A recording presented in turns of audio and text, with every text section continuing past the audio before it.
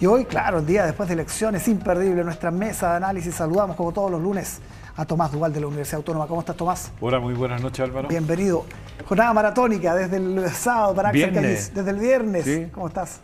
Bien. ¿Bien? Sí. Ya, después descansamos. Esta es la última. Después descansamos. Queda algo bueno. Para hablar de los resultados y las primeras miradas, Tomás, ¿cómo lo ves? A ver, yo diría que la oposición avanzó claramente y el gobierno sufrió una derrota, yo diría, bastante contenida y no fue más profunda. Y esa profundidad se debió a la división de la oposición. Básicamente la división de la oposición le hizo, entre comillas, un cierto favor al gobierno. Y eso bajó los niveles. Y lo segundo que yo diría es que me parece que aquí los extremos políticos quedaron bastante dañados en sus resultados, ¿no? Al votar casi la mayoría del padrón, 84%, la más alta votación, me parece que se produce un efecto muy distinto donde ha revivido de alguna manera las coaliciones y partidos tradicionales, ¿no? Obteniendo relativamente grandes votaciones. Y eso me parece que es significativo en la mirada que uno debe poner al futuro. Y lo tercero, sin duda, le puso ánimo a la oposición y a la candidatura de Evelyn Matei en el próximo ciclo electoral del año 2025. ¿Cómo impacta en la presidencial, Axel?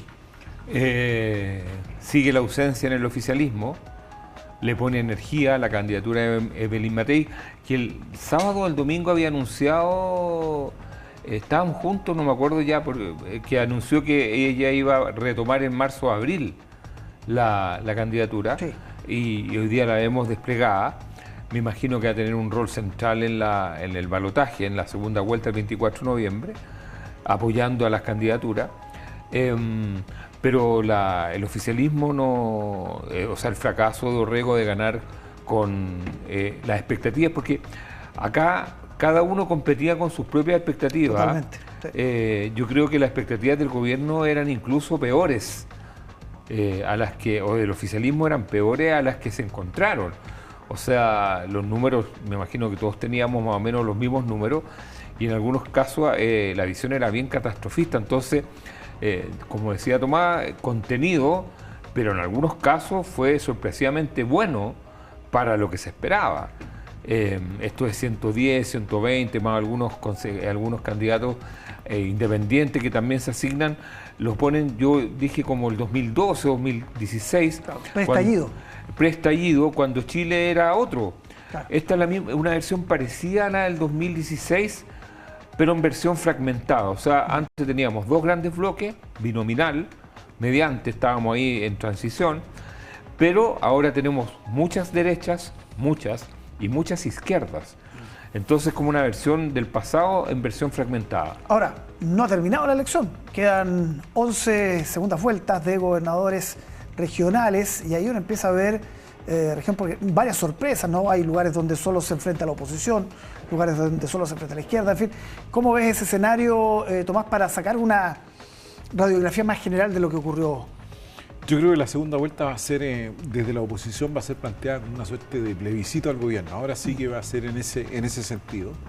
Y el problema que tiene esa estrategia es dos cosas, que estábamos diciendo anteriormente, que veíamos una suerte de alejarse de los extremos. Por lo tanto, uno puede plantear un plebiscito sobre el gobierno, pero tiene que avanzar. Ambas candidaturas van a tener que avanzar a buscar esos votos del centro que ya no son sumables, porque algunos piensan que sacando la suma y la resta de los candidatos que no llegaron a la segunda vuelta, eso va a ser muy definitivo. Me parece que aquí hay una convocatoria distinta y ese va a ser el trabajo. Pero sin duda a mí me parece que aquí la oposición va a colocar ese punto sobre la mesa, tratar de buscar ese plebiscito sobre el gobierno, fundamentalmente por la aprobación que el gobierno tiene. ¿Y es correcto ese enfoque, Axel? ¿Un plebiscito sobre el gobierno? Yo creo que puede resultarle en los escenarios de la región metropolitana, pero lo que yo noté en esta elección es que se produjeron, a mi entender, tres fenómenos. El primero, las puntas, los extremos para afuera. Sí. O sea, tanto en la izquierda como en la derecha bajaron sus votaciones. Los candidatos en general, la ciudadanía, no le fue bien con los candidatos rabiosos, los atrincherados, los que andan despotricando, esos como que vienen de la época del rechazo y el apruebo, O sea, los maximalistas, Las barras bravas. de las la barras política. bravas, fuera. Por lo tanto, se privilegió una cierta moderación en el discurso. Y lo otro, creo yo que hay una vuelta a lo local. Y ahí es donde puedo ver un poco el riesgo de plebiscitar, porque yo noté que las agendas que estaban de los candidatos que les fue relativamente bien son agendas locales, agendas territoriales. Es decir, a ni un candidato que ganó andaba hablando ni de Monsalve, ni de Hermosilla, ni de los grandes temas. Estaban todos centrados en estrategias de desarrollo a nivel regional y esencialmente temas de delincuencia, pero visto desde la lógica local. Entonces, tratar de imponer una lógica nacional en elecciones, que muchas regiones, estas son chiquititas las que vienen, no sé si sea un buen consejo.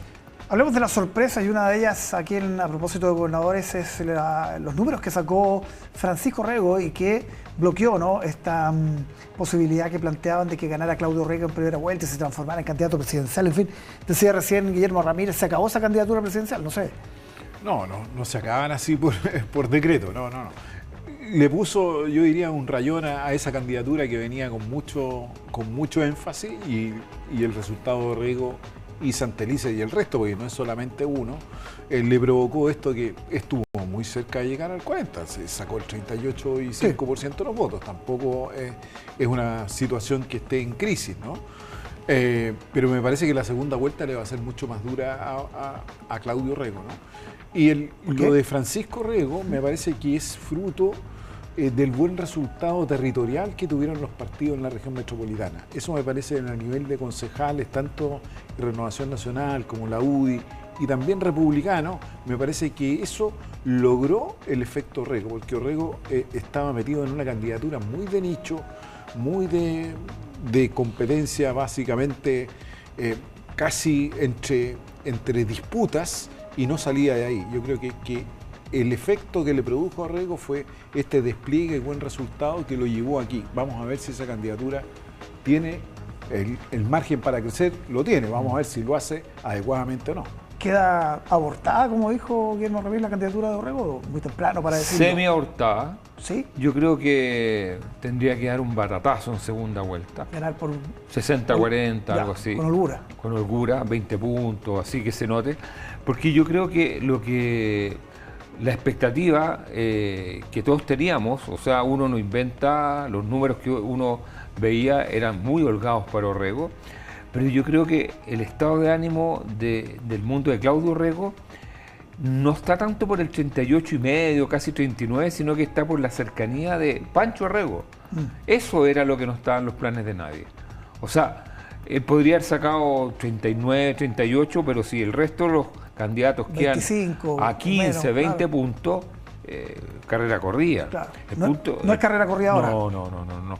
Porque a diferencia de cómo era antes, en los tiempos del inicio de la democracia, profesor, la gente ya no vota en segunda vuelta alineándose de la forma de aquí para allá y de aquí para acá. Ya no se suman los otros candidatos, por ejemplo. O sea, no se suman, no, esas sumas no sirven para nada. Acá hay gente que hoy en día, cuando no encuentra una opción, antes no iban a votar y ahora votan nulo. O sea, muchos de los nulos que hubo ayer, que hay gente, a mí siempre me gusta esto de escuchar a los que se tratan de apoderar de los votos nulos. Por suerte ahora aparecieron muy pocos. Sí, verdad.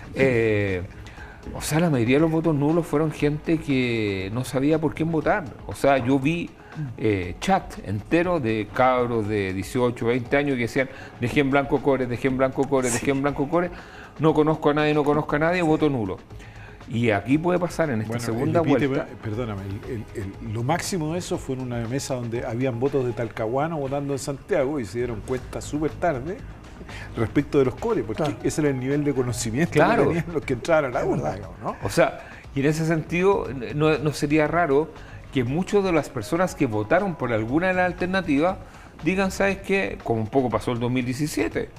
El 2017 en la segunda vuelta fue a votar, hubo cambio público, entraron a votar gente que no había votado en la primera y ahora perfectamente pueden haber gente que dice voy a votar nulo, blanco, pero no necesariamente voy a transformarme en opción. Ya, voy a entrar en la casuística con ustedes.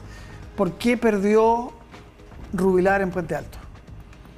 porque al frente tenía un candidato de características locales, que le hemos dicho mucho, que aquí las elecciones locales tenían sus propias características, y Toledo era un candidato que ya había competido con gran votación y, a mi punto de vista, con una virtud, movilizando a los jóvenes.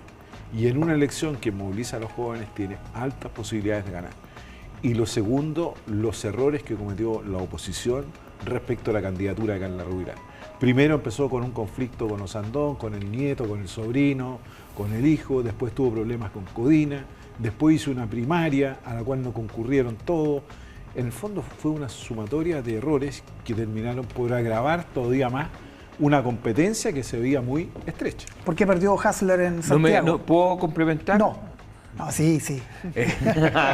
Oiga, usted llegó muy... ¿Estuvo viendo Canal 3 usted, parece, el fin de semana? Y un personaje que se acercaba a las mesas. Sí, pues, ahí desordenando todo. Absolutamente. Yo quiero complementar con que Puente Alto ningunearon a la comuna desde las alturas. Ya. O sea, y eso, yo hablé con gente de Puente Alto y me decía, aquí los Andón, el piñerismo, que le dicen los Rubilar, los Codina, nos ponían candidatos como si nosotros fuéramos inconsultos, que vamos a votar por el que nos pongan, ¿no? Y justamente lo que hizo Matías Toledo es hacer que apareciera un etos, un chauvinismo puentealtino en contra de esta Es verdad. Hassler. Hassler, ¿por qué? No, a ver, primero por un tema de gestión, no tengo ni la menor duda. Yo creo que el primer año de Hassler fue nefasto. Y no solamente por los temas de Sierra Bella, no, sino yo creo que el comercio ambulante. Yo creo que la comuna no mejoró estética, ni en gestión, ni en espacios seguros durante el primero o segundo año. Y recién ahora, a partir de los desalojos, empezamos a ver un poquito menos, pero yo creo que la gestión local fue muy mala. Y el comandante Chávez, a través de Maduro, también creo que le pasó la cuenta. También influyó. ¿Por qué recuperó la derecha en Ñuñoa? Yo creo que básicamente por un tema... No es que la recuperó porque la tenía, ¿no? La perdió un periodo con esta alcaldesa. Me parece porque Sichel era una carta muy distinta a una derecha tradicional y mostró un efecto político diferente, ¿no? Y eso es lo que caló, creo, profundo ahí en Ñuñoa. Un símil voy a hacer con Catalina San Martín. Me parece que son perfiles de que han rompido un poco con esta estructura de una derecha más tradicional, conservadora, y eso me parece que ha tenido un buen rendimiento electoral en esta elección. Bodanovich. Perdón, complemento. A ver. Muy mala campaña, Marcela, o sea, de Ríos. De Ríos. Y lo otro, yo creo que Sichel era mucho más conocido que ella. En el electorado obligado. Sí. Bodanovich, candidato presidencial.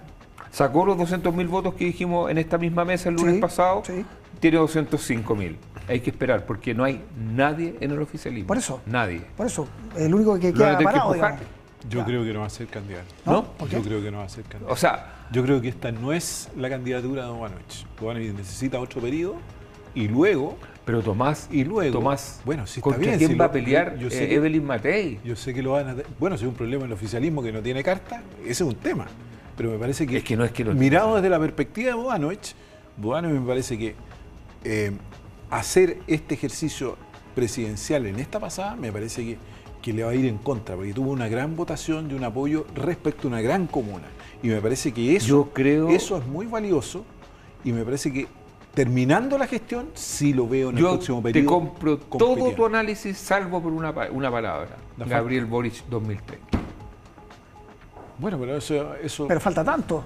Porque como envejecen los gobiernos. Pero las personas son muy jóvenes. Pero Axel, qué mejor que tener diversidad de candidatos y de competencia. Está bien, pero yo creo que en este minuto el oficialismo, como no tiene nadie, van a empujarlo a una primaria. O sea, estoy de acuerdo. Porque una cosa es lo que él quiera y en una planificación ideal pensar en la siguiente, pero si no queda nadie más, lo van a obligar. Yo creo que no lo va a hacer. No, aparte que no tengo pero conversación Tomás, con él. Piensa una primaria le sale gratis, no pierde el cargo de alcalde. Pero Y- si la gana se transforma en otra cosa. Me parece que ese es un problema al cual Boadano no Primero quiere veamos en esta cómo posición. llega Evelyn Matei si no irrumpe nadie de aquí a... No, si van a irrumpir, por supuesto, si van a irrumpir, ¿no? ¿Quién va a irrumpir? La primaria de Evelyn Matei hoy día, con el crecimiento que tuvieron los partidos Y después de Chile del Vamos, video de Carter algunas hoy día- figuras podrán ir a la primaria. ¿Lo ves en esa que- primera? o sea, desde el video de Carter, me imagino Sí, que sí. todos lo vimos. Backstreet Tell me Boys, why. ¿no? ¿Ah? Backstreet Boys. Sí. Oye, ¿y Pero esa el gran primaria, rendimiento Carter. ¿eh? esa primaria de Bodanovich con quién? Bueno, si no tiene ni siquiera con ¿Con quién... quién? O sea, Toá, en estas condiciones yo No. no la veo abandonando el gobierno. No hay. ¿No hay? Ya. Vamos a seguir analizando los Walkovers. números. No, en política siempre algo he aprendido de ustedes. Siempre hay candidato. se llenan los vacíos. Siempre Sí, se pero llenan. la idea es que se llenen con alguien que pueda competir, pues. O sea, Eso es lo que hay que ver. hay que de hacer aquí. un llamado a concurso. Todavía queda tiempo. Axel.